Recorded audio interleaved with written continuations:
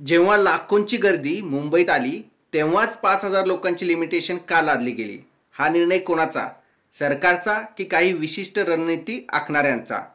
मुंबईकरांना त्रास होत असल्याचं कारण देऊन सरकार आंदोलन चिरडणार का?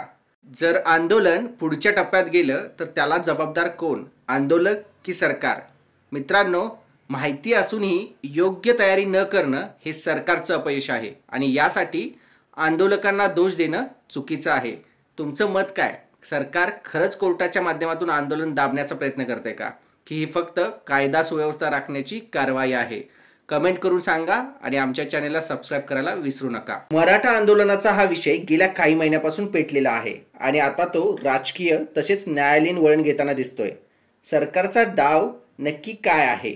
कोर्टाच्या साह्याने आणि गुणरत्न सदावर्ते यांच्या खांद्यावर बंदूक ठेवून आंदोलन चिरडण्याचा प्रयत्न सरकार करत आहे का? सरकारने याआधी वेगवेगळ्या पद्धतीने आंदोलने थांबवण्याचा प्रयत्न केला, पण जेव्हा हे पूर्णपणे कंट्रोल करता आलं नाही तेव्हा हायकोर्टाकडे वळले का? मराठा आंदोलन नेहमी शांततेत होत आलंय.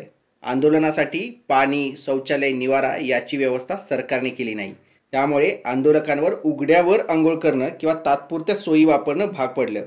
आता हेच व्हिडिओ बाहेर येत आहेत आणि सरकार आंदोलकांवर बोट ठेवते.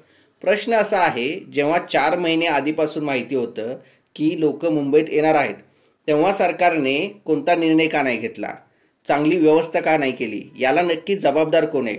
सरकारला न जमलेल्या गोष्टी तुम्ही आंदोलकांवर लादून मुंबईकरांच्याकडून भावनिक समर्थन घेण्याचा प्रयत्न करतायत का?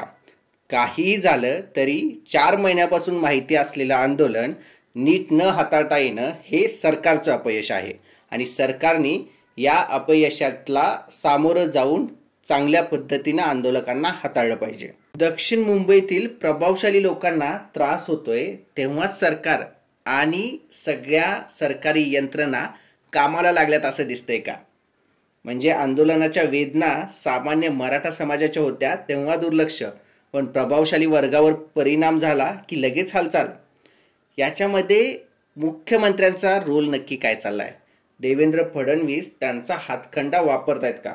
महाराष्ट्रातील कायदा सुव्यवस्था आणि आंदोलने हाताळण्याचं देवेंद्र फडणवीस यांच्याकडे मोठं कौशल्य आहे आणि त्याच कौशल्याच्या जोरावर आत्तापर्यंत शांत दिसणारे देवेंद्र फडणवीस हे आंदोलन शांत करण्याचा प्रयत्न करतायत असं तुम्हाला दिसून येईल. शांत राहणारे मुख्यमंत्री देवेंद्र फडणवीस यांच्याकडे गृहमंत्रालयही आहे. त्यामुळे या आंदोलनात किती लोक येतील आणि त्याचा काय प्रभाव पडेल आणि त्यांना कसं हाताळायचं याचं नियोजन देवेंद्र फडणवीस यांनी याआधीच केलेलं आहे असं दिसतंय. आधी नियम अटी न लादता लोकांना मुंबईत येऊन देणं आणि त्याच्यानंतर आलेल्या लोकांच्या वरती आंदोलन करण्याची मर्यादा लादणं हा एक प्रकार झाला. त्याच पद्धतीने पुढे पुढे जात असताना कोर्टाचे निर्णय किंवा काही लोकांच्या खांद्यावर बंदुका ठेवून आंदोलनाच्या विरोधात याचिका दाखल करायला लावणं, या सगळ्या गोष्टी पाहता देवेंद्र फडणवीस पूर्ण प्लॅनमध्ये आहेत हे आंदोलन हाताळण्याच्या असं दिसतंय. मित्रांनो, तुम्हाला काय वाटतंय?